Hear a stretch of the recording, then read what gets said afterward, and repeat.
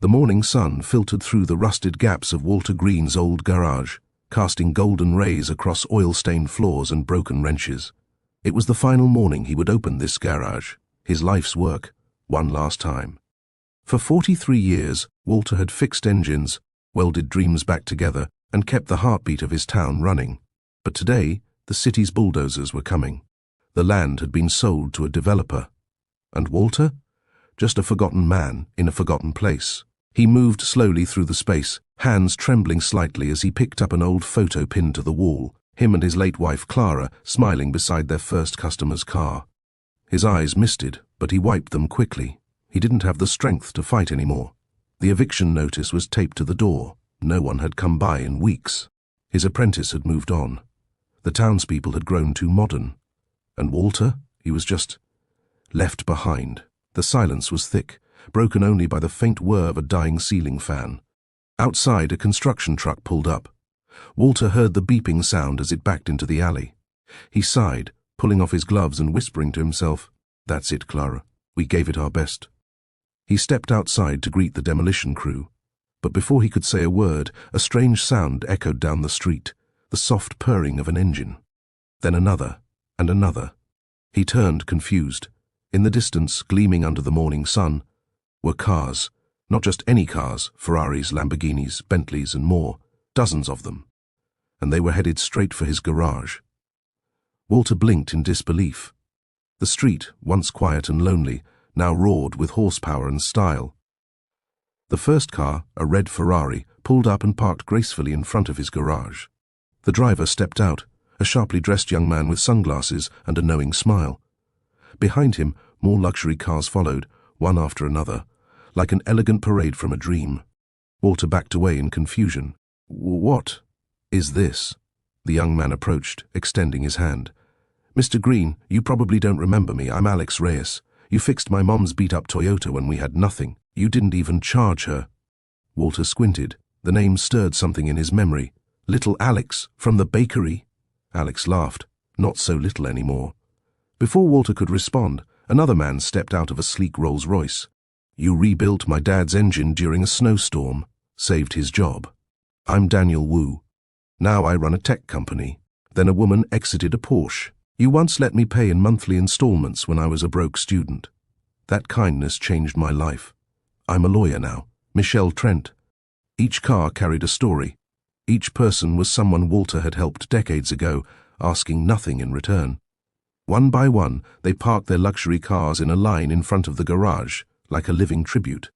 Walter stood speechless as the street turned into a glittering showroom of gratitude. "Why are you all here?" Walter finally asked, overwhelmed. Alex smiled. "We're here because we heard your garage was being demolished, and we couldn't let that happen. Not without saying thank you." Walter's lips trembled. For the first time in years, he felt seen. Walter walked past each luxury car, his fingers grazing the polished hoods as if reading Braille from the past. Every vehicle reflected a piece of his story, a life built not on profit, but on principle. Each person now standing before him had once been broken down, not just mechanically, but emotionally. And he had helped them when no one else did. His mind reeled back, a young boy crying beside a busted Honda, too scared to go home. Walter had offered him a juice box and fixed the car by sundown. That boy was now an executive. The single mother whose van broke down on Christmas Eve, Walter had worked through the night so her kids wouldn't wake up disappointed. The old jazz musician who could barely afford rent, let alone a tune-up. Walter had refused payment. "Pay it forward," he had said. He never imagined they'd actually do it. Each story now stood before him in designer suits and confident smiles, their cars shimmering in the morning light. Yet beneath the wealth was a shared memory of an old man who had cared when no one else would. Tears welled in Walter's eyes, but he swallowed them down. "I didn't do anything special," he muttered. Michelle, the lawyer, stepped forward. "That's where you're wrong. You did everything special, and we're here to return the favor." Behind them, construction workers stood frozen, unsure whether to continue with the demolition or wait. Walter looked around at this surreal gathering and finally asked, "What now?" Alex smiled. "Now? Now we save your garage." Walter was led inside as the group followed. The garage looked even smaller now compared to the luxury fleet parked outside, but it held a different kind of wealth. Memories, grease, stained tools, Pictures on the wall, handwritten notes from customers, and Clara's old tea kettle still sitting on a dusty shelf. Michelle gently picked up a framed article, "Local mechanic rescues family on icy highway." She smiled. "You were a hero, even if the town forgot." Daniel nodded. "This place isn't just a garage, it's a legacy." Alex walked to the center and cleared his throat. "We have a plan. We've pooled our resources. 40 of us, all successful in our own fields, because of your kindness. We're buying the land. Not to build condos, but to rebuild this garage." Walter's mouth fell open. "You, what?" "We're turning it into a restoration center and training hub," Alex explained. "You'll mentor young mechanics who can't afford college. This place will live on, teaching your values to the next generation." Walter sat on his old stool, too stunned to speak. Just then, the construction crew supervisor walked in, holding a clipboard. "Mr. Green? Got a call from the city. Ownership just transferred. Demolition's off. You're clear." The workers backed away. Walter looked at the crowd, some laughing, others wiping tears. He wasn't being erased. He was being reborn. Alex laid out the documents. "We've already talked to the city council. The developer agreed to back out once we offered them twice the market value. Everyone here pitched in. No banks, no strings attached." Walter was still in disbelief. "You used your own money?" Daniel grinned. "It was yours first. Think of it as interest." They all laughed, lightening the atmosphere. But it wasn't just about humor. It was real, a real deal, signed not just in ink, but in decades of goodwill. Walter took a pen and slowly added his signature beside Alex's. The crowd clapped as the garage was officially declared the Green Legacy Center. A brass plate was already being prepared. Walter's hands were shaking, not from age but from the overwhelming wave of validation. He never chased riches, he chased meaning, and today it came back multiplied. Suddenly, a woman entered the garage, elderly, dressed in a green coat. Everyone turned. It was Mrs. Robinson, Clara's childhood friend. "Clara would be so proud," she whispered, placing a small bouquet of gardenias on the workbench. Walter's throat tightened. "I wish you could see this." Mrs. Robinson touched his arm. "Oh, but she can." And for the first time in decades, Walter looked up at the rafters of his garage and smiled. By noon, the story had spread like wildfire.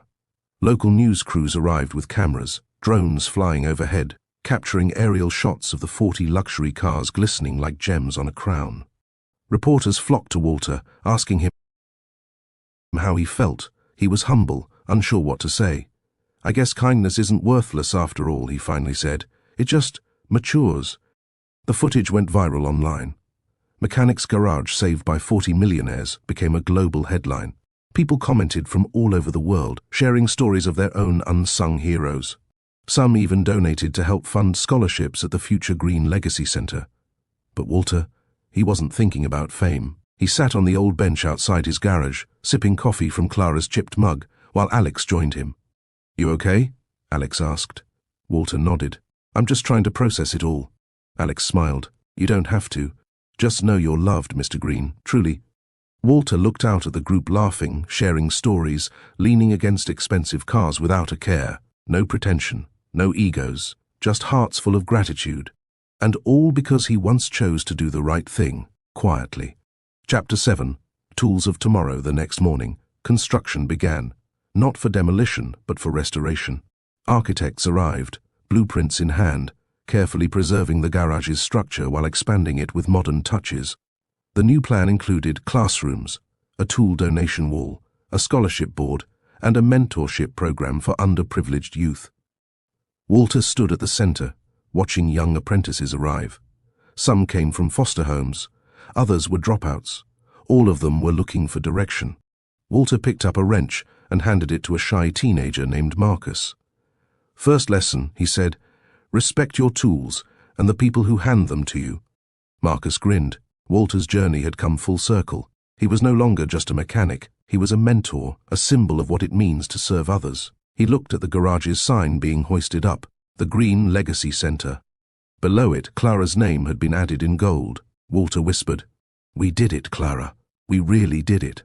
The next morning, construction began, not for demolition, but for restoration. Architects arrived, blueprints in hand, carefully preserving the garage's structure while expanding it with modern touches. The new plan included classrooms, a tool donation wall, a scholarship board, and a mentorship program for underprivileged youth. Walter stood at the center, watching young apprentices arrive. Some came from foster homes, others were dropouts. All of them were looking for direction. Walter picked up a wrench and handed it to a shy teenager named Marcus. "First lesson," he said, "respect your tools and the people who hand them to you." Marcus grinned. Walter's journey had come full circle. He was no longer just a mechanic. He was a mentor, a symbol of what it means to serve others. He looked at the garage's sign being hoisted up, the Green Legacy Center. Below it, Clara's name had been added in gold. Walter whispered, "We did it, Clara. We really did it."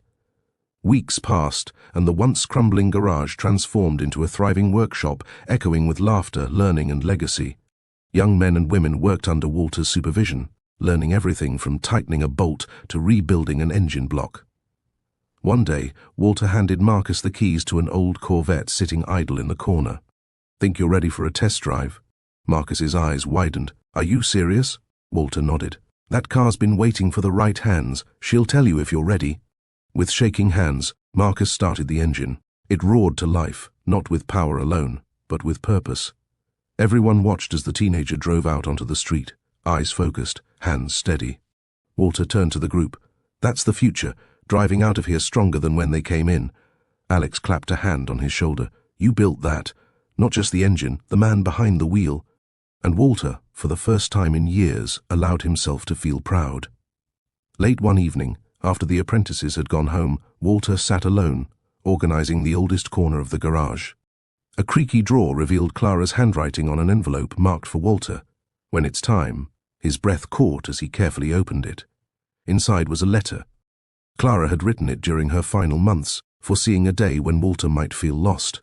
"If you're reading this, it means the garage needs you again. Remember, this place is more than wrenches and engines. It's where people found hope. Keep it alive, love. Even when I'm not there to remind you."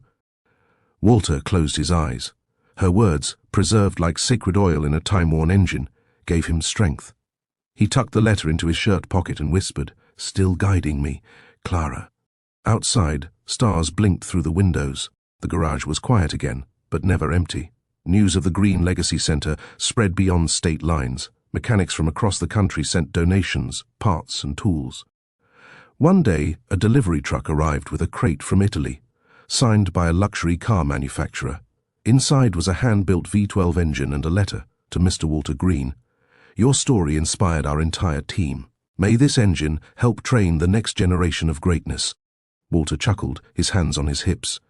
"Guess I'm international now." Soon, a family from Michigan arrived. Their daughter, Tasha, had struggled in school but loved machines. They'd driven hours just to meet Walter. After touring the garage, she begged her parents to let her stay and learn.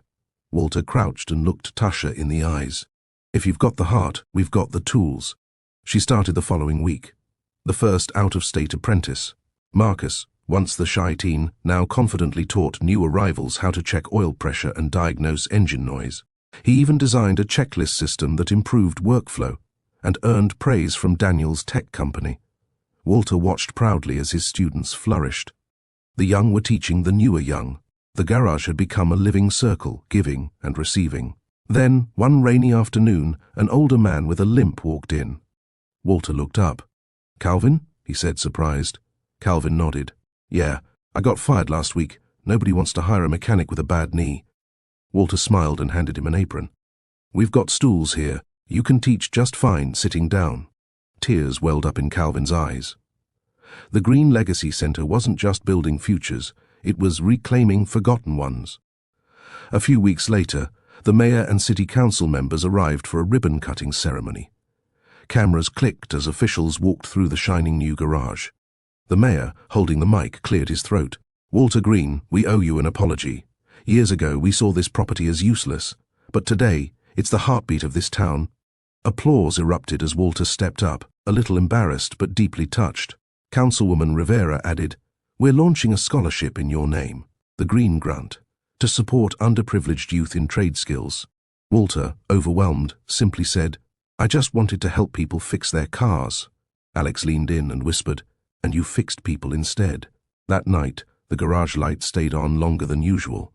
Not from work, but from celebration.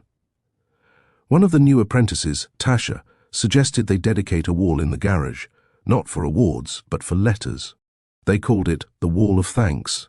Handwritten notes, emails, and printed comments from people all over the world were pinned up. You gave my son purpose. I started fixing bikes because of your story. You reminded me that kindness still exists. Walter stood before the wall each morning before work began. It became his new ritual, reading one note per day before picking up a tool. Sometimes he smiled. Sometimes he wept. But every time he remembered why he started. It wasn't for fame, money, or even recognition. It was for moments like this, quiet affirmations that he mattered. Years passed, and Walter grew older. His steps slowed, but his spirit never did. On his 80th birthday, the entire town gathered at the Green Legacy Center. Former apprentices, now mentors themselves, returned with their families. Some brought their kids, future generations ready to learn. Marcus stood on stage and handed Walter a golden wrench, engraved with the words, "To the man who fixed more than engines, he restored lives." Walter smiled, tears brimming. He looked around at a building full of life, noise, gratitude, and hope. Then, as if symbolic, he walked over to a dusty old Mustang, opened the hood, and tightened one final bolt. The room cheered. Walter whispered to himself, "Clara, this is our forever legacy." And with that, he hung up his gloves, not out of defeat, but in triumph. The garage would carry on, not just in steel, but in the hands, hearts, and souls of everyone it touched.